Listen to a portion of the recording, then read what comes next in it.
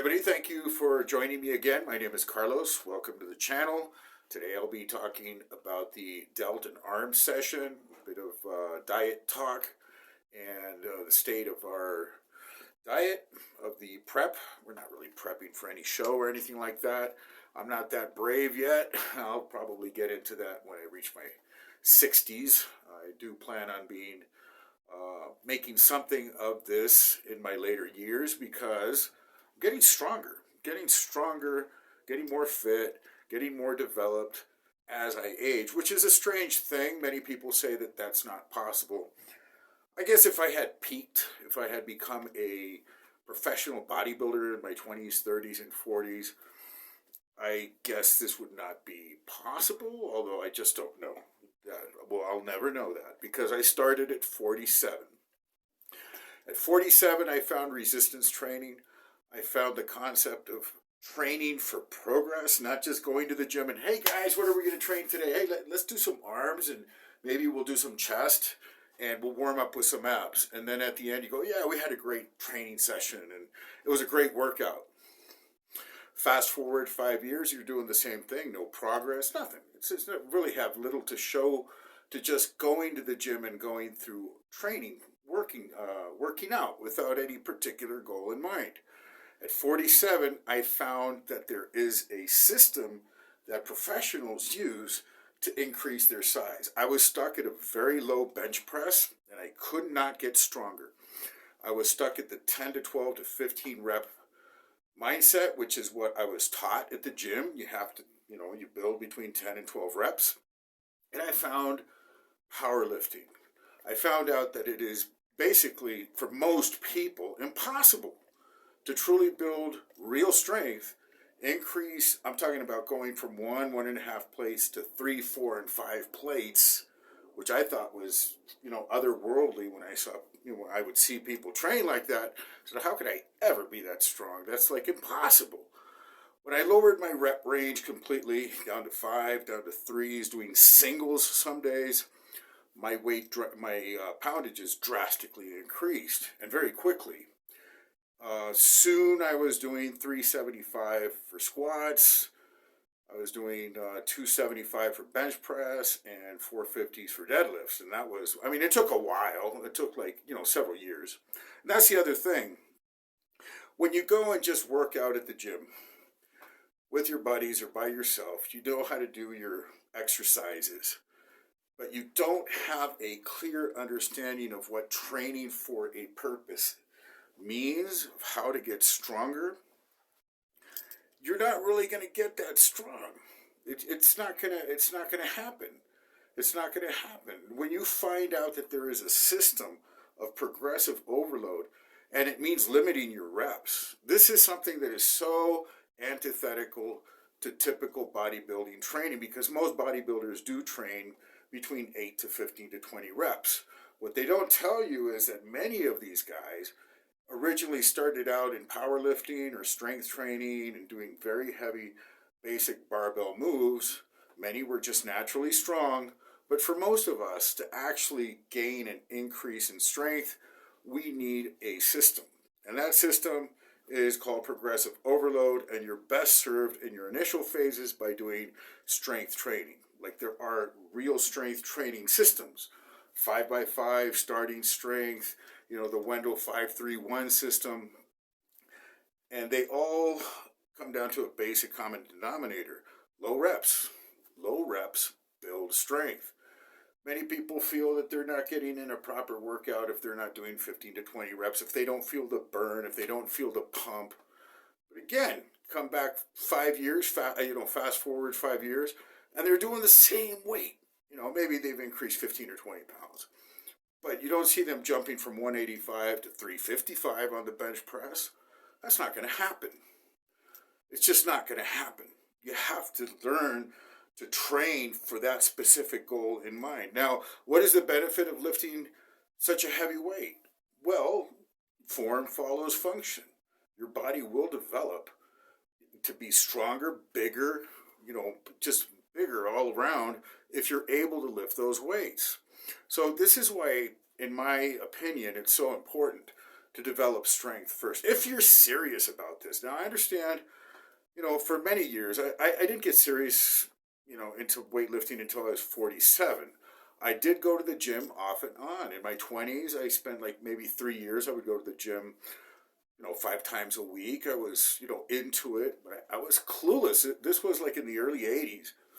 I'm sorry, the early 90s, and I didn't have any knowledge whatsoever. It was just a couple of guys at the gym, my buddies, and we would just train. We would just lift whatever.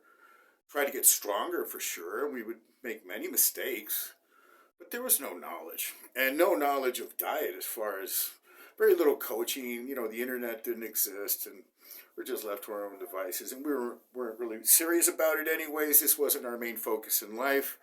And I spent a decade without going to the gym, whatever. I'm just telling my life story a little bit. So at 47, I start to lift really, in a focused way. By the time I was 52, I'm doing, close to 5 plates on the major, on the deadlift, on the squat, on the bench press. I got it up to 320. It's always been it's my most difficult lift. And, researching on the internet, and you hear other people are retiring when they're 45. You can't build muscle after 50. Expect this when you're 55 or 60. And, now I'm 58, and I'm getting stronger almost on every single session than before. Now, the truth be told, I'm really focused on this. This is one of the main things I do in my life. Obviously, I have, other activities that I engage in. This is not the only thing I do, but it's important enough for me to make this something that I do well. So I make sure that I put all my effort that I can put into these training sessions. And I found that at 58, I'm lifting more weight for more reps. I'm recuperating faster. They say, well, as you get older, you don't recuperate as fast. That was happening for a while, but that's because I started to slack off. Now that I really, I'm on it again, I recuperate super fast. I'm training hard and heavy 4, sometimes 5 times a week. Doing, I'm mostly on machines now, but they're very, 5 plates plus on the vertical leg press, the hack squats, the Smith incline presses, and all these things are still, very, they're tough exercises. They're heavy, but I recuperate really fast. So I don't believe age is as much a factor as people make it out to be. I think the lifestyle that comes with age absolutely will take you to your grave eventually. In other words, if as you get older you become more sedentary, if you believe that you're going to get weaker, you believe that you really can't recuperate, you don't push your limits, you're not trying to lift harder, you're just going, trying to maintain, then for sure you're not going to make the progress that I'm making right now. If I had that mindset, I would make this progress. Of course I wouldn't. You have to have a certain mindset. You have to believe that what you can do can be done. And I'm doing it. I'm absolutely doing it. And I am convinced that my strongest years, like when I'll be lifting 6 plates plus for more reps, when I'll have gained 10 to 15 more pounds of solid lean muscle mass, when my cardio capacity is even better than now, will be in my 60s. Now, this is a contradiction to every PubMed and everything that most people say. Yeah, there's outliers. There's people that, they maintain their fitness into their 70s and in their 80s and what. Well, the reason being is that that's what they work for. This takes effort. If you want to hang out on your easy chair, drink some scotch, smoke that doobie, just go out and eat every night and just maintain a very comfortable lifestyle. You use your car for everything. You don't walk. That's a choice that you have to make. It's a choice you have to make. For me, I made a choice to make physical fitness an integral part of my existence until the day I die or I am physically unable to do so. Why? Because Life on this earth is not eternal. I am a patient man, and I can focus for a very long time, for the very long game, if I know that it is beneficial and pays off dividends. And what could be more beneficial than having a healthy body as you get older? When most people are worrying about disease, they're worrying about, just deteriorating body functions, their mind and everything. I praise God. I don't have any worries or issues whatsoever. After lifting all these heavy weights, no herniated discs, no blood sugar problems, no joint issues, no cardiac issues. My kidneys, my liver, everything is fine. I don't even have a cavity. I don't apologize for that. Thank God for my parents and, good Lord above that has given me good health. But, in spite of all that, I could have been a unhealthy person had I continued drinking, because I did drink a lot of beer, all through my 30s and 40s. I did my share of drugs. And if I had continued to engage in that lifestyle, I probably have high blood pressure issues. I probably have kidney and liver problems, my digestion, whatever. It all depends on your lifestyle. So this fitness thing, this thing with the weights of trying to progress, keeps me focused and on point on my training, my diet, my rest and my recuperation, and my mental health. And so this is a therapeutic lifestyle. Everything I do in my life is therapeutic. Everything. All the thoughts that I think, everything that I do is therapeutic. Everybody is susceptible to negativity and negative thoughts. It's my practice and my devotion to overcome every negative emotion with positive, uplifting, life-affirming thoughts. You can do that. It is a possibility to always be happy. Just as some people can always be depressed by looking at the bad things and looking at what they don't have and looking at their resentments and everything. You can make a practice of the complete opposite. You can be happy. You can live in bliss. You can be blissed out all the time. So far as real circumstances may permit. But you build those circumstances day in and day out by the habits you engage in, by the habits that you build. Physical fitness and engaging in a structured, ordered lifestyle that revolves around progress and getting better and better influences everything else you do in life. Everything. Absolutely. It orders your life to a degree that is very regimented. But this is not a bad thing. It's not like, oh my God, now I have a regimented life. What am I going to do? I need like chaos. No, bullshit. Nobody needs chaos.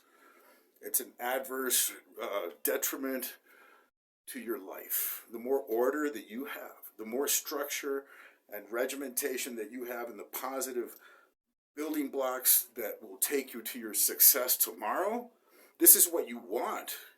You want a day in, day out routine. Of course you break routines because life is like that. Life will throw things at you. Yeah, you program vacations, you program activities that take you out of your mundane, boring routine. And these things should not be boring, which brings me back to progress. Making progress is what is keeping me, I guess, youthful. It's making me healthier. Not because I go to the gym to try to maintain.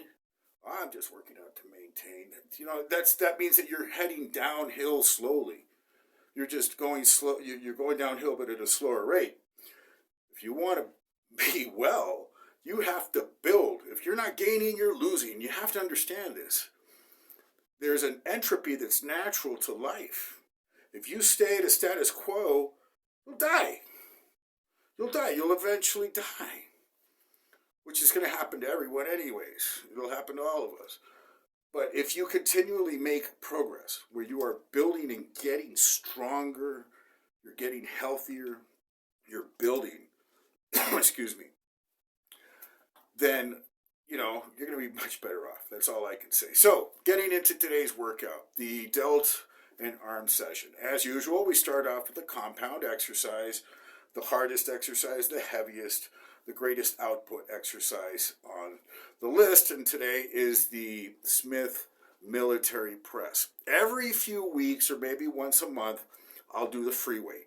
Free weight is obviously more challenging, requires more stability, cannot use the same amount of weight as on the Smith, and it's good to do the free weights obviously every once in a while. I only did free weights for many years, like from 47 to 55 basically, to 56. The last couple of years I've been doing more and more machines. Why? Because they permit a greater focus on output, on contraction, and on muscle building, also on strength building.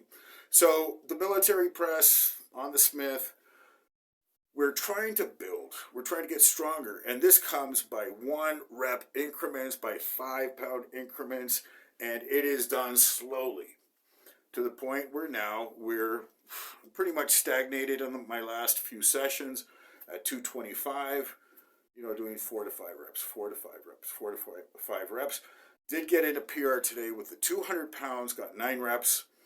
And, some people might say, well, 200 pounds, 9 reps, that's nothing. Well, I could only do 8 reps last time. That was the most I could ever do. Now I'm doing 9. One day I'll come in and do 10. And this is how progress is built. And this is why it takes so much patience and having a view of the long game to succeed. So one day I'll come in and I'll be doing the 225s for 10 to 12. I know for some guys this is really easy. They're very strong. I'm working with what I have. I weigh 192 pounds. For me to be, pressing 225, 245, 275 is a big deal. It's a big deal. When I got up to 320 pounds on my bench press, it was a really big deal for me, but you can't compare yourself with others. As long as you are doing the best that you know that you can do, as long as you are putting in as much effort as you can, who cares if, Goliath out there can lift 10,000 pounds or the Hulk or whatever? It's irrelevant. It's like the most stupid thing to compare yourself to others if what you are doing is all that you can do. It really is stupidity, it's the epitome of stupidity to compare yourself with others if you are doing everything that you can in your power to become better and better. It's just irrelevant. Some people are taller, some people are shorter, some people are built differently. So what? That's the human race. That's reality. Some trees are taller than others, everybody wants to be what they're not. They're envious and jealous of what they don't have, and instead of being very happy and content and counting their blessings of what they do have. And if you look really well, you'll find a lot to be amazed with your own personal development, and you have a lot to give thanks to God for. So after our military press, we got our PR with the 200 pounds, we go to our isolation exercises. Our front delts, rear delts. Today I included the front raise with the Smith machine, which is not this upright row. This thing here, for me, it really hurts my shoulders. I haven't done them in decades. I don't do them.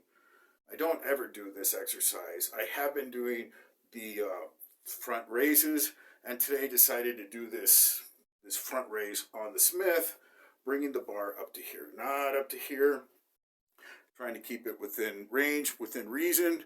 From there, hit the biceps pretty hard. Concentration curls, we're using 50s. On the preacher curls, we're doing 35s. And on the preacher curl, with the 35s, they were challenging a few months ago. 35 pounds. Still, it feels kind of heavy, doing 10, 11, 12 reps. Last few sessions doing 15s. Today I got 19, and it's just feeling light. It's like, man, feeling light. So I got in an extra set.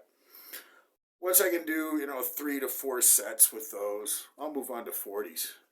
Because it's all about the progressive overload. Some people say, oh, you don't need to do heavier weight and, try to make the lightweight heavy. And by making the lightweight heavy, you'll never get stronger. You'll never be able to perform with that weight. I don't want to talk anymore about this. If you are convinced that lightweight is the way to go, so be it. That's not what I am doing. That's not my thing that I am trying to follow. I want to be as strong as possible. Looks can fade. Real strength will stay with you. And as you get older, strength is one of the most important functions that is progressively lost as you get old. If you're, once you get elderly, you don't have the same strength. So if you maintain your strength in peak condition, you'll retain basically your youth, because strength is an attribute of youth. So retain your strength. It's more important than looking good. You will look good if your diet is on point and you're really strong. You'll look the part. You'll look strong. Believe me. I don't know what it is that you guys want to look for, but if you're bench pressing 3 plates and squatting 4 and back rowing 3 plates and doing all these heavy exercises for a decent amount of reps, and you're on point with your diet, I'm sure you'll be looking good. Anyways, guys, I'll leave you here with the narrated video with the exercises. That'll be all for today. God bless everybody.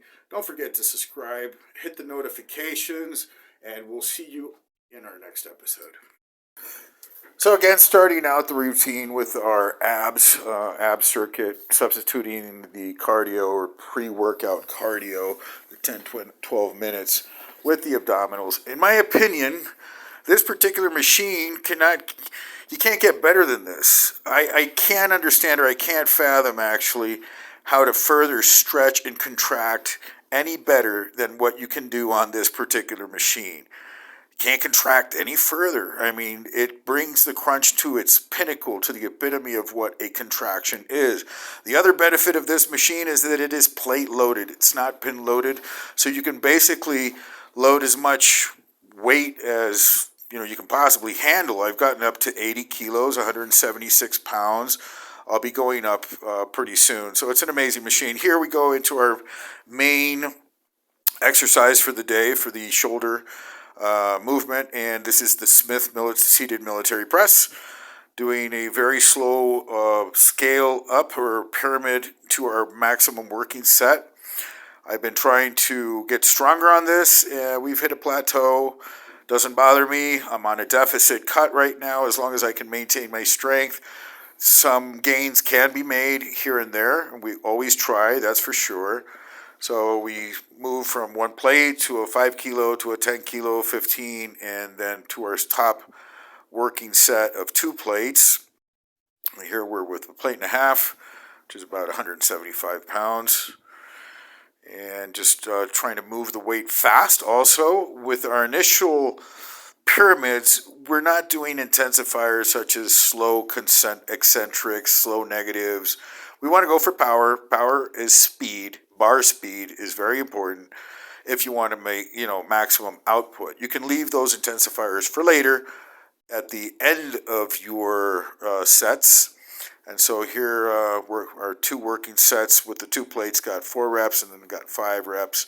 Try to go for 6 on this set, and I say with all honor, I absolutely bombed in my attempt. Well, I got 1 more rep. Here I go over 5, and I try to go for 6. Tried and failed. I think it's very important to fail. If you never fail attempting these things, you're never really going to push your limits. And here I did get a PR. Never done 9 reps with the 200 pounds. It might seem silly. It might seem like a little bit, like very little weight. For me, these are big gains. I could only do like 5 or 6 a couple of months ago. Now I'm doing 9. Eventually I'll be doing 10, then 12, and then you will move up in weight. Now, this is the new exercise I incorporated, which is the upright front raise. I wouldn't call it an upright row, although it does have elements of a row. But I really tried to stress the front part of my delt. Subjectively, my mind-muscle connection here is lifting with my front delts. Of course, my hands are attached, so I am using my arms, but everything that I'm trying to do with this particular lift is lift with my shoulders. And of course, that is a mind-muscle connection. Here, the weight is very light. I think I got up to, 95 pounds.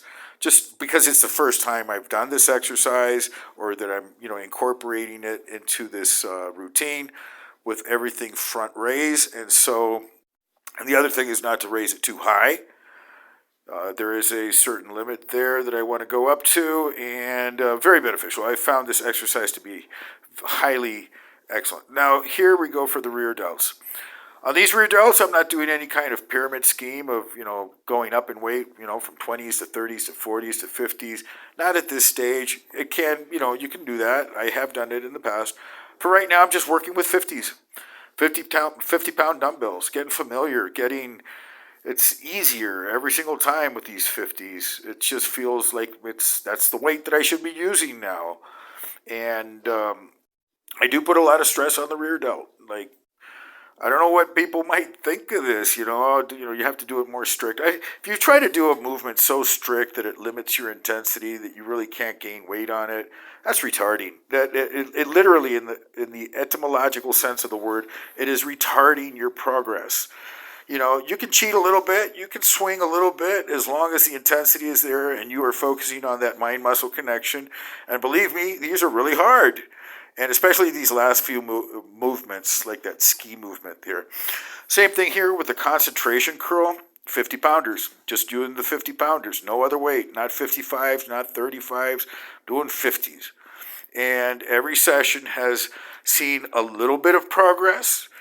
Progress at this stage is slow, it's small, but as long as that that the progress does happen, over time, these are big gains. So when I'm doing these curls with 60s and 70 pounds, I can look back to when I was struggling with the 50s. This is a long game, folks. It takes patience. You're in this forever. As long as you're in this body, just be mentalized that this is a long game. If you're trying to do this in the next few months, sure, you'll get impatient. You want the thing now. I'm moved beyond that.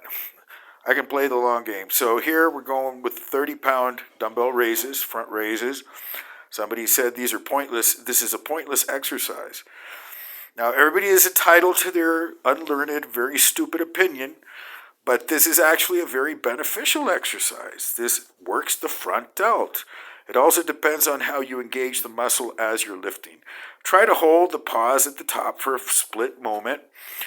Make sure that your front delt is the one that is lifting the weight, and I'm sure you guys are smart enough to make your muscle do the work. And so these 30-pounders are great. Now, I've been doing the 30s, but today I decided maybe I need a little bit more weight. And so I grabbed the 40s here.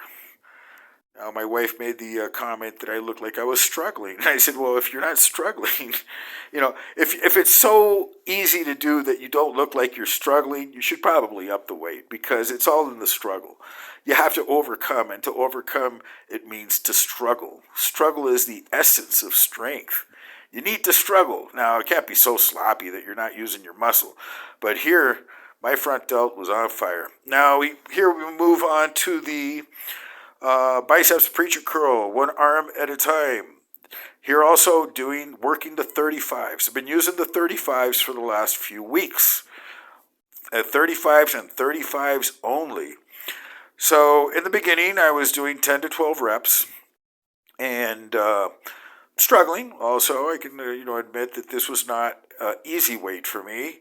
Trying to maintain the arm firmly on the pad, not the elbow, but the entire arm on the pad. Really have to work on that. I strive to do that. My last session, I got 15 reps. Today, I got 19 reps. And so, I feel like I am progressing here. It also feels, a lot lighter, a lot easier. Somebody made a comment that this was a very dangerous exercise, that I was going to rip the bicep off my bone, and really silly things that people say on the internet. I guess if, you are very fragile and weak, anything can happen. You can tear anything at any moment. God forbid this happens. But here I'm pretty sure of myself. I know what I'm doing, and it feels comfortable. I'm working the bicep. It's getting a great pump, a great contraction. Still looks smooth because I'm just starting on the diet. It's only the 5th week.